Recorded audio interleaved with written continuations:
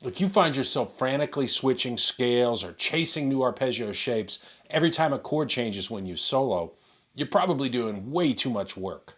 Now, don't get me wrong, practicing scale switching and triad movement over chord changes, it's a great fretboard exercise. I teach it all the time. But when it comes to actually playing a real emotional guitar solo, you don't always need all the gymnastics. I'm going to play a single note and keep it completely still while the chords change underneath it. And I really want you to listen to what happens.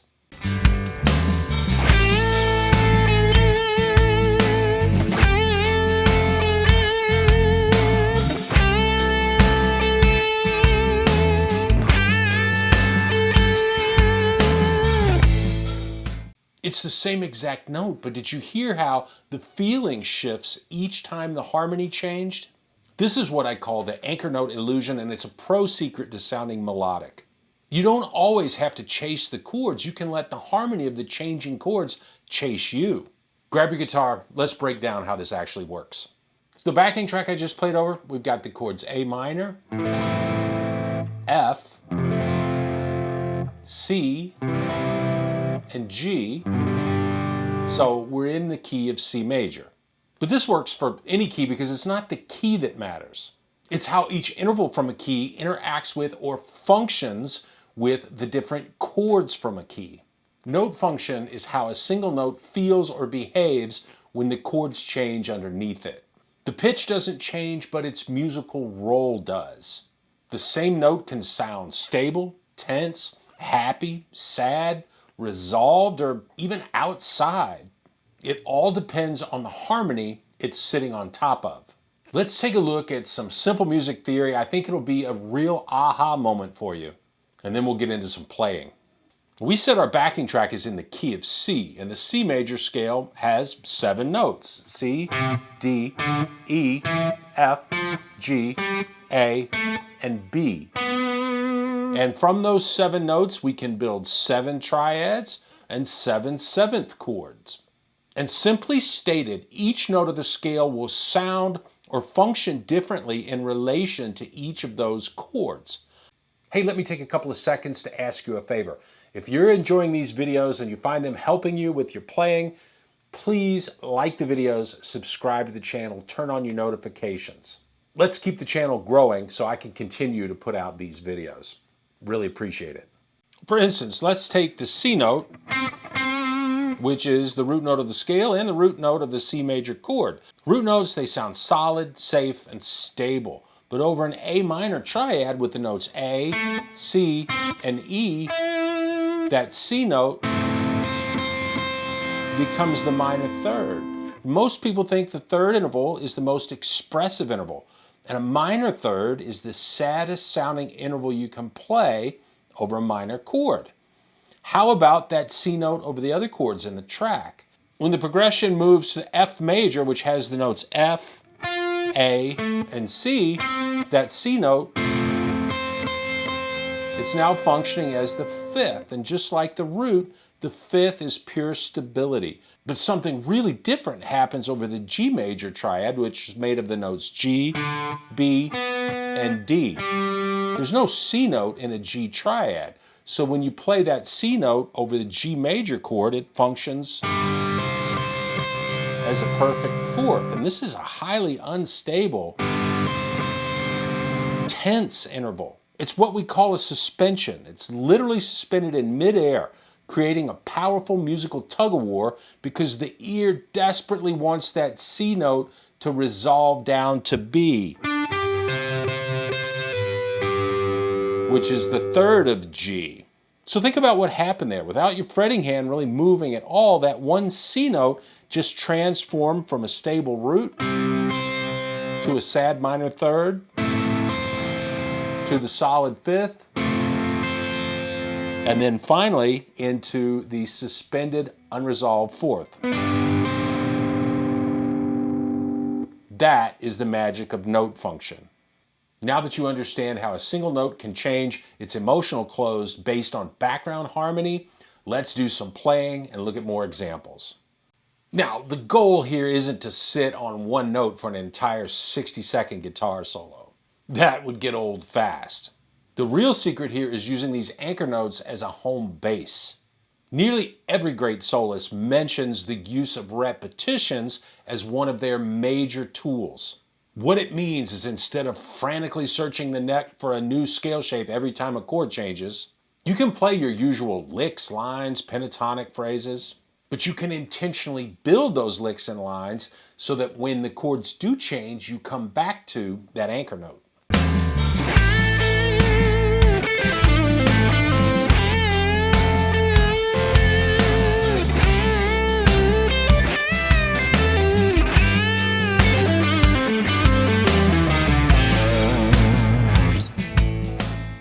And suddenly, you're not playing a game of fretboard leapfrog anymore. You're actively exploiting the harmony of the backing track. Well, let's take a different note from the scale and put it to work over that same chord progression so you can see how to use it in a real-world situation. This time, our anchor note is going to be E, and we're going to grab it up at the 17th fret of the B string, and we're actually going to bend up into it from the D at fret 15. So when the track hits that A minor chord, the E functions as the fifth. As we just discussed with the C note over the F chord, the fifth is pure stability. But the exact moment the track shifts to the F major chord, the vibe is going to change instantly. The fingers haven't moved at all, but now that E note functions as a major seventh. Now, the major seventh, it's full of interesting harmonic information. It adds a sense of yearning and drama without you having to lift a finger. Next, the track moves to C major, and that exact same E note shifts its role to become the major third. And as we just said, the third is the most expressive interval in any chord because it defines its basic emotional flavor. And here it gives the listener a bright, sweet, undeniably happy major sound. And then finally, we hit the G major chord. And the E note transforms into the sixth. Now, the sixth is a beautiful floating cliffhanger of a note. It feels completely unresolved, and it creates a powerful musical question mark that makes the listener's ear desperate for the loop to start over and resolve back to the stability of that A minor chord.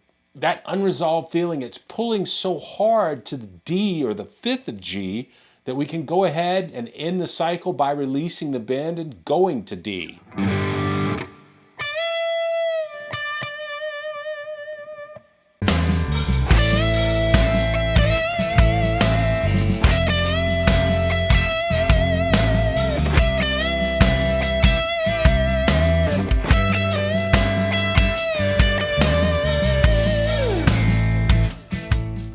The principle of what we're doing should be pretty clear by now, so let's take it to the next level by playing multiple notes over each chord.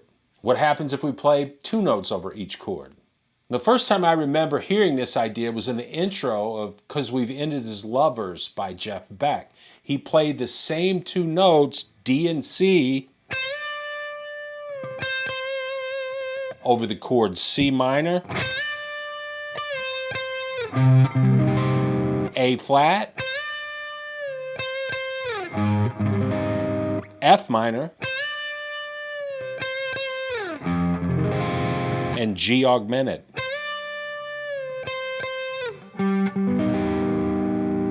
Now, at the time, I was just a kid. I didn't understand the theory, but I did realize, he's using the same notes over each chord, and it sounds pretty amazing.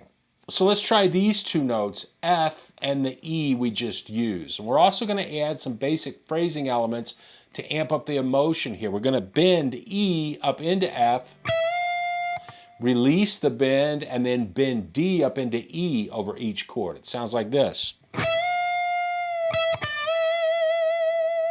Now, we don't really hear that D as a standalone note, so don't worry about its function, not yet anyway. So over A minor, F is the sixth, and it gives us that unresolved yearning sound but that relaxes when we release down to E, which is the 5th.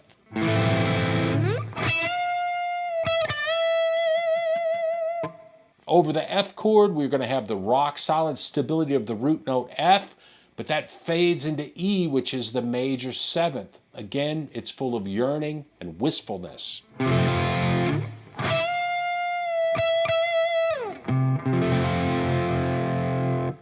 Over the C chord, F is that suspended 4th. It's full of angst, and it's just dying to resolve down to E, which is the major 3rd.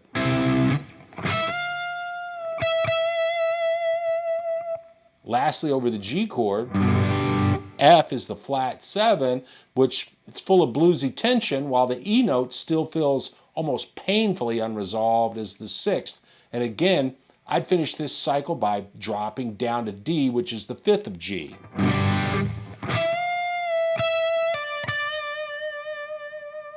Here's that example over the backing track.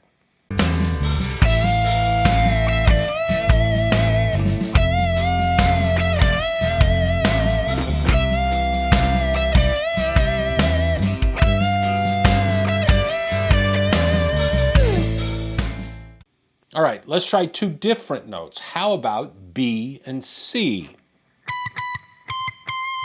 And the phrasing we're going to use here is to bend into B from A, and then hit the C, and then bend back into it from B. It's a very expressive phrasing choice, and it's made even more powerful by the changing harmony underneath it. So over A minor, B is the 9th, which is full of sophisticated yearning, and the C, it's a super sad minor 3rd.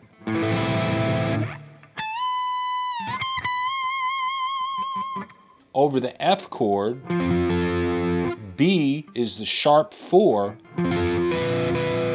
giving you a beautiful Lydian tension, while the C is a rock solid 5th.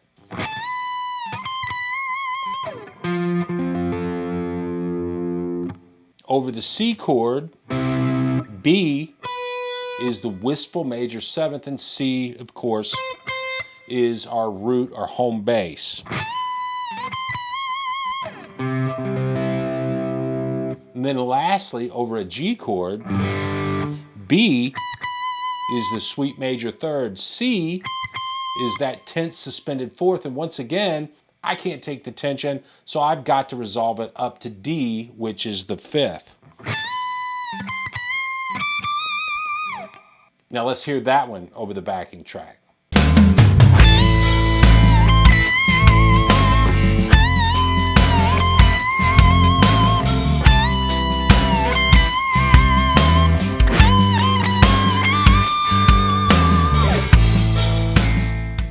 Now we've got time to take it up one more notch. How about a 3-note phrase? Over each chord, how about we play the notes C, D, and bend the D up to E? A minor has C and E as chord tones. They're the minor 3rd and the 5th. They're going to be what the ear really latches onto.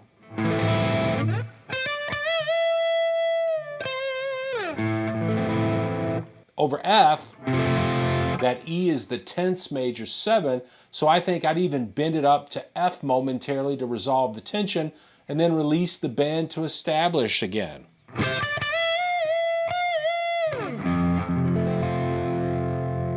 Over C, we're going from the root up to the sweet major 3rd, so that's like sugar, spice, and everything nice. And then lastly, over the G, we've got 2 unresolved notes with C and E, which are the 4th and the 6th. And I think I'd hit that E note a couple of times, play down to C, and then bend up into a G note for a big finish.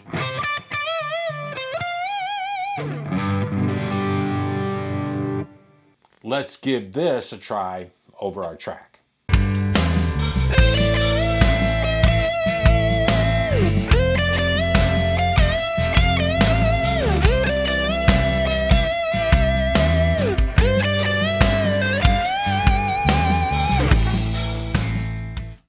That is the power of the anchor note illusion. When you realize how different chords give the same note different context and emotion, you stop playing fretboard calisthenics and you start making real music. By holding down just a few choice notes, you let the background harmony do the heavy lifting for you. So here's your challenge for the week.